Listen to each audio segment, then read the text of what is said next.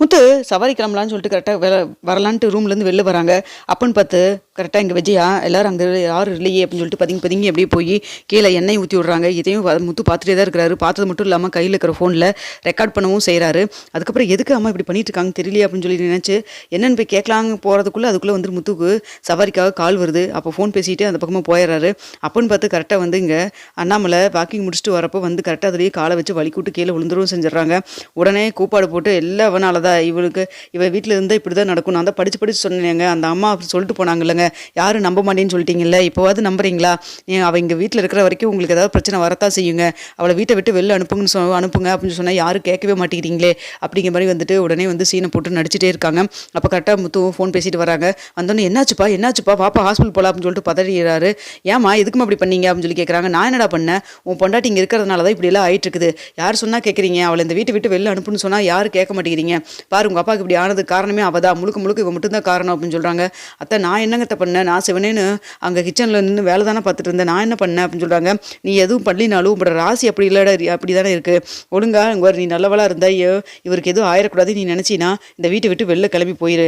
அதுக்கு மேலே இங்கே இருந்தீங்கன்னா இப்படி தான் ஏதாவது பிரச்சனையாகும். அவருக்கு மட்டும் ஏதாவது ஆச்சுன்னா உன்னை நான் சும்மா மட்டும் விட்டுற மாட்டேன். அந்த பாவம் உன்னை சும்மா விடாது. தெரியாமல் தான் கேட்குறேன்.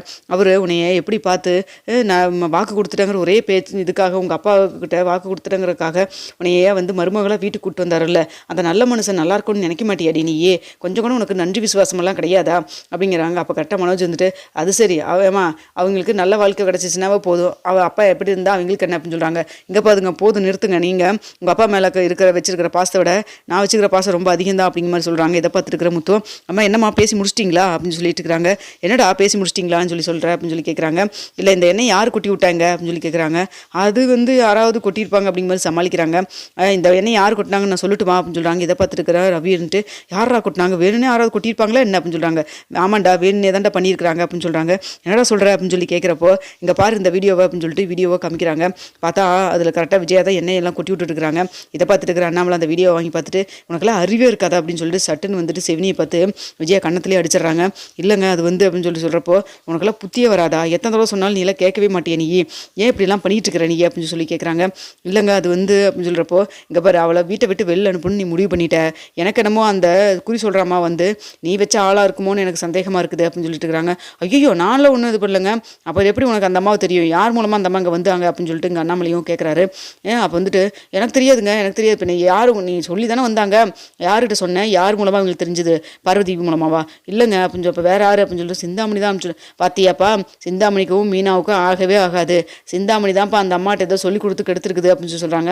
டே அப்படியெல்லாம் ஒன்றும் கிடையாது, கோயிலில் போய் பாருடா அந்த அம்மா கீழே எத்தனை பேர் நின்று வந்துட்டு குறி கேட்டுட்டு போகிறாங்கன்னு பாரு, அந்த அம்மா சொல்கிறதெல்லாம் பழிக்குதுன்னு வேறு எல்லாருமே சொல்கிறாங்க.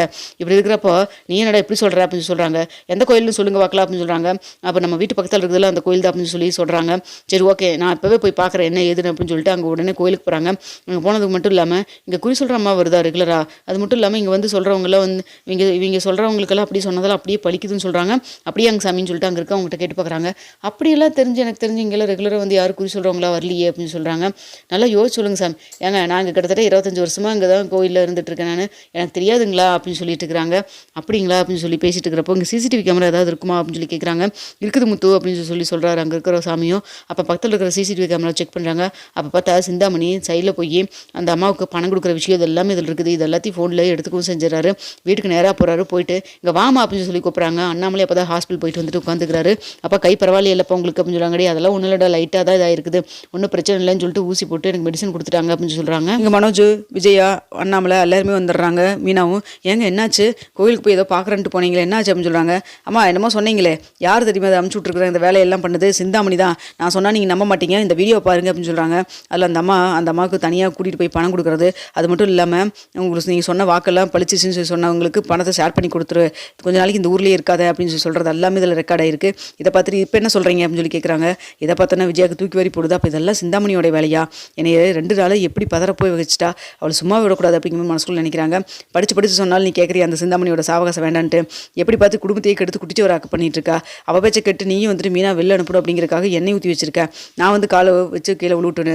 அப்போ பார்க்க போனால் உனக்கு பூ முட்டோட இருக்கணும்னு தான் ஆசையை விழிஞ்சு நான் நல்லா இருக்கணும்னு உனக்கு கவலை இல்லை, அதனால தான் எண்ணெய் ஊற்றி வச்சா நீயே அப்படின்னு சொல்லி கேட்குறாங்க.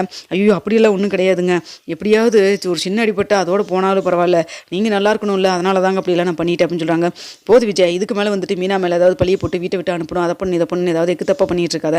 இதான் உனக்கு கடைசி இனிமேல் அந்த சிந்தாமணிட்ட ஏதாவது பேச்சுவார்த்தை வச்சுட்டு நல்லா இருக்காது பாரு அப்படின்னு சொல்லிட்டு இருக்காங்க. சரிங்க, அதை பார்த்து நான் நாக்க பிடிக்கிற மாதிரி 4 வார்த்தை கேட்டு வரத்தா போகிறேன் அப்படின்னு சொல்லிட்டு இருக்காங்க. அதெல்லாம் ஒன்றும் வேண்டாமா அப்படின்னு சொல்லிட்டு இங்கே மனோஜ் அடிச்சு பிடிச்சி சொல்கிறாரு. ஏன்டா வேண்டாங்கிற அப்படின்னு சொல்கிறாங்க. அவங்கள நம்பி எவ்வளோ பெரிய வேலையெல்லாம் பண்ணியிருக்கிறோம், இதெல்லாம் வேண்டாம் அப்படின்னு சொல்லி சொல்கிறாங்க. இதை பார்த்தோன்னே இங்கே முத்துக்கு சந்தேகம் வருது. ஏன்டா என்னடா ஆச்சு, என்ன ஏன் இப்படி பதறி போய் பேசுகிற, அதெல்லாம் ஒன்றும் இல்லை அப்படின்னு சொல்லிட்டு சூதானிச்சுட்டு மாற்றி பேசுகிறாரு. அப்போ வந்துட்டு உடனே வந்துட்டு என்னமோப்பா இவன் என்னமோ ஒரு மாதிரி இருக்கான், அம்மா என்னமோ இப்படி சொல்கிறாங்க, என்ன நடக்குதுன்னு ஒன்றுமே எனக்கு புரியலப்பா அப்படின்னு சொல்லிட்டு இருக்கிறாங்க. அடுத்த வந்துட்டு இங்கே முத்துவும் மீனாவும் இதை பற்றியெல்லாம் எது கவலைப்பட்டு இருக்காத அப்படின்னு சொல்லிட்டு மீனா கிட்ட சொல்லிட்டு இருக்கிறாரு. முத்து அண்ணாமலே சொல்கிறாங்க, இப்படியெல்லாம் ஒன்றும் ஆகாதுமா, இது மாதிரிலாம் போலியாக இருக்கிற ஆளுகளை ஊருக்குள்ள நிறைய இருக்காங்க, உங்கள் அத்தை மாதிரி ஆளுங்க மனோஜ் மாதிரி ஆளுகள் நம்புற வரைக்கும் இது மாதிரி எல்லாம் ஃப்ராடு பண்ணுறவங்க பண்ணிட்டு தான் இருப்பாங்க அப்படின்னு சொல்லிட்டு வந்துட்டு அந்த பக்கமாக போயிடுறாங்க. அடுத்து அவங்க வந்துட்டு சிந்தாமணிக்கு கால் பண்ணுறாங்க. விஜயா கால் பண்ணிவிட்டு எங்கள் கோயில் வரைக்கும் வாங்க அப்படின்னு சொல்கிறாங்க. ஏன் மாஸ்டர், இல்லைங்க நீங்கள் சொன்னீங்களா விஷயத்தை யோசிச்சு பார்த்து அதுலேருந்து ஒரு பெரிய முடிவு எடுத்திருக்கேன், நீங்கள் கோயில் வரைக்கும் வாங்க அப்படின்னு சொல்கிறாங்க. கோயிலுக்கும் போகிறாங்க. அங்கே வந்து சிந்தாமணி என்னது அப்படின்னு சொல்லிட்டு முத்து கொடுத்த வீடியோவில் வாட்ஸ்அப் அனுப்பிச்சிருக்கிறாரு. அதை காமிக்கவும் செய்கிறாங்க. இல்லை அது வந்து ஏங்க உங்களை நம்பி தானே எல்லா விஷயத்தையும் நான் சொன்னேன், உங்களை எவ்வளோ தூரம் நான் பெருசாக நம்பினேன், உங்களுக்கு மீனா மேலே கோவம் இருந்தால் அது உங்களோட வச்சுக்கங்க, ஆனால் அதுக்காக வந்துட்டு எங்கள் வீட்டுக்காரருக்கு இப்படிலாம் ஆயிருன்னு சொல்லிட்டு எதுக்குங்க நீங்கள் சொன்னீங்க, உங்கள் பேச்சை நம்பி நான் என்னென்னமோ பயந்து போயிட்டேன், எனக்கு இப்படிலாம் நீங்கள் பண்ணுவீங்கன்னு நினைக்கவே இல்லை சிந்தாமணி, இன்னும் உங்கள் மேலே ஒரு நம்பிக்கை வச்சுக்கிறதுனால தான் இவ்வளோ தூரம் கூப்பிட்டு உங்களுக்கு பக்குவமாக நான் பேசிகிட்டு இருக்கேன், இந்த இடத்துல வேறு யாராவது இப்படிலாம் பண்ணியிருந்தாங்கன்னா இந்நேரம் நான் என்னுடைய சுயரூபத்தை நீங்கள் பார்த்துருப்பீங்க, என்னடா பண்ணுறது பழகிட்டீங்களேன்னு சொல்லிட்டு நான் பார்க்குறேன் அப்படின்னு சொல்கிறாங்க. இல்லை மாஸ்டர், அது வந்து இதுக்கு மேலே சிந்தாமணி நான் உங்கள்கிட்ட எதுவும் நான் சொல்லவும் தயாராக இல்லை, இனிமேல் நீங்கள் சொல்கிறத நான் நம்பதற்கும் தயாராக இல்லை அப்படின்னு சொல்கிறாங்க. என்ன மாஸ்டர் எப்படி சொன்னேன், எப்படி மாஸ்டர் அப்படின்னு சொல்கிறாங்க. உங்களை நம்பி நான் வந்துட்டு அந்த டாக்குமெண்ட்டை வேறு எடுத்து நான் கொடுத்து வச்சிருக்கிறேன், நாளைக்கு இந்த விஷயம் வீட்டில் தெரிஞ்சுன்னா இன்னும் பெரிய பிரச்சனையாகும், கூடிய சீக்கிரம் எப்படியாவது மனோஜ் சீக்கிரமாக சம்பாதிக்க வச்சு அந்த டாக்குமெண்ட்டை திருப்புறதா என்னுடைய முதல் வேலையாக இருக்குது, இனிமேலாவது நான் நிம்மதியாக இருக்கிறேன், தயவுசெய்து இனிமேல் வந்துட்டு இது மாதிரிலாம் பண்ணாதீங்க நீங்கள் அப்படின்னு சொல்லிட்டு கிளம்பிடுறாங்க. இதை பார்த்துட்டு இருக்கிற சிந்தாமணி, போ விஜயா போ, எங்கே போயிட போகிற நீ, உன் பையனாவது சம்பாதிக்கிறதாவது, அந்தளவுக்கு அறிவாளி பையனை நீ பற்றி வச்சுருந்தீங்கன்னா ஏன் உன் பொழப்பு இப்படி இருக்க போகுது, உன்னை ஏற்கனவே வந்து ஒருத்தி ஏமாற்றிட்டு போயிருக்கிறா குடும்பத்தையே, அதுவும் மனோஜ் இவனையும் தலையில் மிளகா அரைச்சிட்டு, அடுத்தது நாங்கள் தான் வேற யார், எப்படி இருந்தாலும் மேலும் மனோஜுக்கு பிஸ்னஸ் ஒழுங்காக நடக்காமல் போகிறதுக்கு என்ன வழி பண்ண முடியுமோ அதை என்னால் முடிஞ்ச அளவுக்கு நாங்கள் பண்ணுவோம், கடைசியில் பணம் கட்ட முடியாமல் அந்த வீடு எங்கள் கை தான் வரப்போகுது, நீ நினைக்கிறதெல்லாம் எது நடக்கவும் போகிறதில்ல, நடக்கவும் நான் விட மாட்டேன் அப்படிங்கிற மாதிரி வந்துட்டு இங்கே நினச்சிட்டு இருக்கிறாங்க. அடுத்து வந்துட்டு கோயிலேருந்து கிளம்பி போகிறப்போ வந்துட்டு விஜயா யோசிக்கிறாங்க, இவகிட்ட நம்ம இப்படி சொல்லிட்டு வந்துக்கிறோமே, நம்ம மனோஜ் கண்டிப்பாக வந்து நல்லா சம்பாரிச்சிடுவான்ல அப்படி மாதிரி நினச்சிட்டு மனோஜுக்கு கால் பண்ணுறாங்க. எங்கடா இருக்குது அப்படின்னு சொல்லிட்டு, ஷோரூமில் தான்மா அப்படின்னு சொல்கிறாங்க. சரி இரு நான் வரேன் அப்படின்னு சொல்லிட்டு அங்கே போகிறாங்க. அங்கே போய் மனோஜ் பார்க்கலான்னு பேசிட்டு இருக்கப்போ கரெக்டாக இங்கே ரோஹிணி வராங்க. ரோஹிணி பார்த்தோன்னா அப்படியே விஜயாவுக்கு செம கடுப்பாகுது. எல்லாம் உன்னால தாண்டி, எதுக்கு நீ இப்படி வந்து மறுபடியும் இங்கே வந்துட்டு இருக்கிற அப்படின்னு.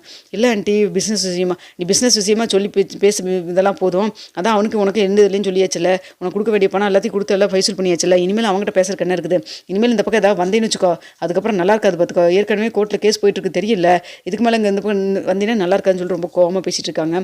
பேசுங்க ஆண்டி பேசுங்க, எப்படி மனோஜ் என் வழிக்கு வர வைக்கணும்னு எனக்கு தெரியும், நீங்கள் என்ன வேணால் பண்ணுங்கள், ஆனால் கண்டிப்பாக மனோஜ் எப்போவுமே என் கைக்குள்ளே தான் இருப்பான், அவனை உங்ககிட்ட இருந்து பிரித்து காமிக்கிறேன் இல்லையான்னு பாருன்னு சொல்லிட்டு மனசுக்குள்ளே சவால் விட்டுட்டு கிளம்பி போகிறாங்க.